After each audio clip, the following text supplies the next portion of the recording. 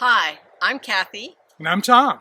and we're here to share ideas about how each of us can live smart. 365. So, welcome. Today, we want to talk about, or at least our title Is It Time to Live Like We Are Dying? Is that a little depressing? We don't mean it to be depressing. We mean it to be a great reminder of why we're here and what we hope to accomplish with the time we have left. With the time we have left. Yes. Reminds you of a song, didn't it? Yeah, well, that's one reason why we titled it the way we did. There's a song by Tim McGraw called Live Like You Are Dying. Yep. It's about a diagnosis of a gentleman in his 40s that gets a diagnosis of a terminal illness.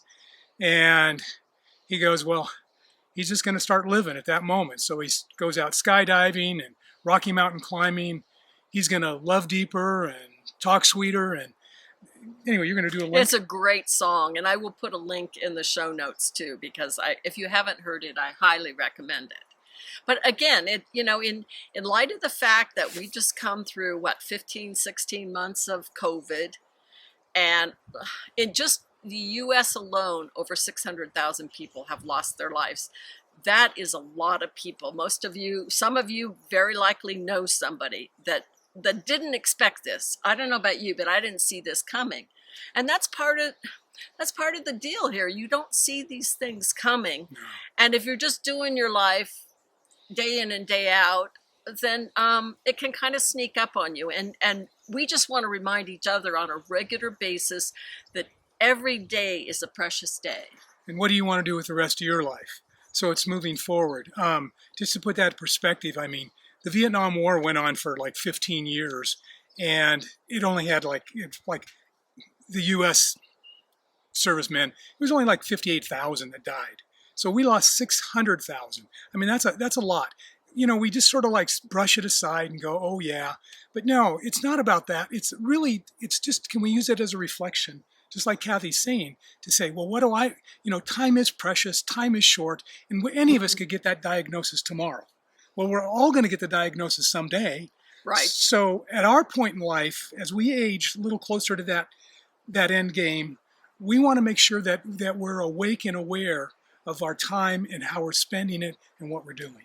Well, and I don't know about all of you, but I know for us, now that things are opening back up and we can do things again, we can go out and things are more active, it's so easy to get on that treadmill where you're just going, or with the rat race. It's like the Lily Tomlin quote. It's like it's so easy to be successful when you're on the wheel, on the rat way. No, if you win the rat race, you're still a rat. Yeah. So anyway. So yeah, I don't want to win the rat race because I certainly don't think of myself as a rat. So what am I doing to make days meaningful and purposeful and happy? Right. We've all been on the treadmill at some point in our life where every day is a redundancy and we don't go anywhere. We just keep duplicating it. There's a book called, by an author named Bonnie Ware. She's a nurse, and she dealt a lot with people at the end of their life. And she wrote a book called The 5 Regrets of the Dying. And the thing that I'm reminded of all the time is, number one, was more people wish they'd had the courage to live the life that they dreamed of. And the second one was they wish they'd let themselves be happier.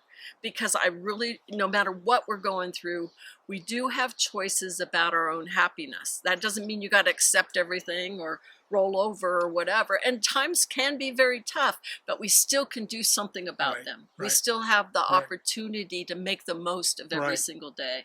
Right. And it brings up, it's like when you look at statistics on how we spend our time, it can be sort of mind-boggling.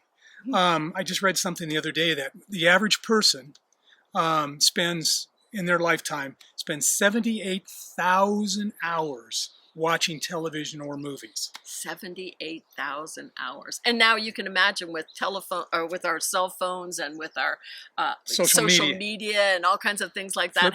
Flip. How much more time? How much more time is that? To give you another perspective, 78,000 hours might not sound that much. That's 8.9 years approximately. Can you imagine we've sat in front of that TV? That's the average person. A lot of you don't watch that kind of TV. I get it. But what do you do? What do we do? How do we spend our time? Well, and I think, and I've written about it before, I think it's so easy to get into a routine. And hey, I like my routines too. But if you're in a routine and never stop to pause, never stop to look at somebody you care about, never stop thinking about what's important to you and then working towards that, I think, again, the days just kind of roll into each other, and before you know it, there's a Jimmy Buffett song called "I'd rather die when I'm living than live when I'm dead." Yeah. Die while I'm living than live while I'm dead. Right. Right. And that's a good thing to remember. And something that we've reflected on, and because we hang out so much together, we've been self-employed just about all our lives, and so we're around each other a lot. But we had an intention to have a good relationship, not like our parents. Our parents had, okay relationships, but we really didn't want to live that kind of life of just existing with each other. We wanted to be happy together and do things together. So what we've worked on is those intentions to realize that, if you want something to happen to your life, you have to invest the time. So if you don't invest the time, don't expect to get the results. So we've invested time in a good relationship. We've had a pretty good relationship all our life. We've got a great one now because we kept investing a little more and paying attention to it. So isn't that something like the 10,000 hour rule? I think you pointed that out in a book you gave me. Was Malcolm Gladwell, is it? Mm-hmm. Anyway, it's about if you take the time to put 10,000 hours into learning something or towards another skill, you'll become a master after about 10,000 hours. I don't care if it's playing the piano or learning to be whatever. If you put in 10,000 hours. Now, to put that into perspective, that's about a year, just a little over a year. So if you think about that versus for your TV time, you could have been 9 times the master if you quit watching TV and just wanted to say, I always wanted to play the guitar. Did you really? Well, and I think we probably all know people. Sometimes it's easier to see in somebody else than ourselves. We all know people who say, oh, I'd love to do that. We had friends who were like always, we're up in the mountains in case you can't tell. And people would say, oh, that sounds like a great idea. We'd love to do that. And we're like, oh, it's not that hard. It's great. We'll help you do it. They never did it. And another friend said, oh, we want to travel. We want to go places. We want to do all this stuff. And did they? No. So it's one thing to say you want to do it, but you do have to put, your feet in front of each other. You do have to keep moving. You can't just say you want something and then expect it to poof, appear. And we're not trying to make judgment on anybody, but the thing is, don't keep telling me you want to do something and you don't take the effort to do it. I mean, if you really want to do it, you'll get it. And that applies, obviously, to us. It's like I decided a year ago. It's just been over 300 days, actually. I decided a year ago I wanted to learn Spanish better because we hope to travel to Mexico very soon.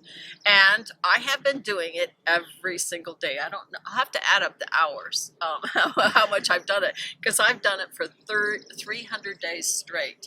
And I wish I could say I'm fluent. I'm not, but believe me, I know a heck of a lot more Spanish than I ever did before. And it makes me feel good about something that I said was important to me. I think far too many people don't even take the time to figure out what's important to you. Right. And then they wonder why they're disappointed or they have regrets. Right. See, we can make our time making excuses, or we can take an action plan. We're big on vision boards. I'm sorry, we've done a number of vision boards. Like we wanted to travel this parts of the world, and we look back a few years later and we've done that. Or we wanted to build a sustainable and right-size our life, and we did a vision board and we did that. So there's lots of things that you can do yourself to do that. Right. But again, it goes back to you have to stay awake and conscious enough to say, okay, like on almost a daily basis, was today a day I spent working towards the things I say are important and the values that I have?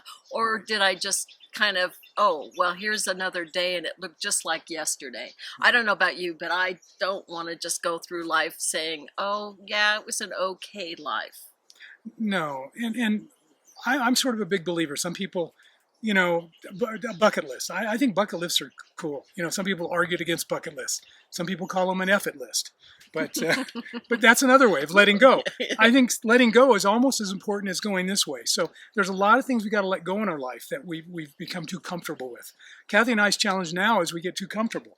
And the thing is then when a health issue comes up or something else comes up in our face, do we whine and cry about that and fuss a little bit, which we do. I'll admit we do. And well, why is that happening to me? And the thing is, but we try and look at it and say, okay, that's the obstacle. Okay, so that can be the gift too. Just like the message in the song is the gift was that it woke him up. He was probably working at a job he probably didn't even like. It woke him up and says, hey, I'm not going to put it off any longer. I'm going to go do these things. So what's my excuse now at this point in life? I don't want to have excuses. I want to just move forward. And then I also want to slow down a little bit. That's something important to me. I want to just slow down. You were talking about it earlier. Just slow down and enjoy the time. Right. Just be aware of it while you're slowing down. But I think together those are really important tips. And I'd say if there's anything I can leave you with out of today's discussion, and for myself, is the idea, let's make the most of it, folks, because there's no guarantees about tomorrow at all. No, so don't keep putting it off. And what's that quote? Oh, the one we just read. Today is the oldest you've ever been, but the youngest you'll ever be. That's a brain tease. Play with that for a while. Yes. And on that note, that's what we had to say today. Thank you for being here. We wish you well and a fantastic rest of your life.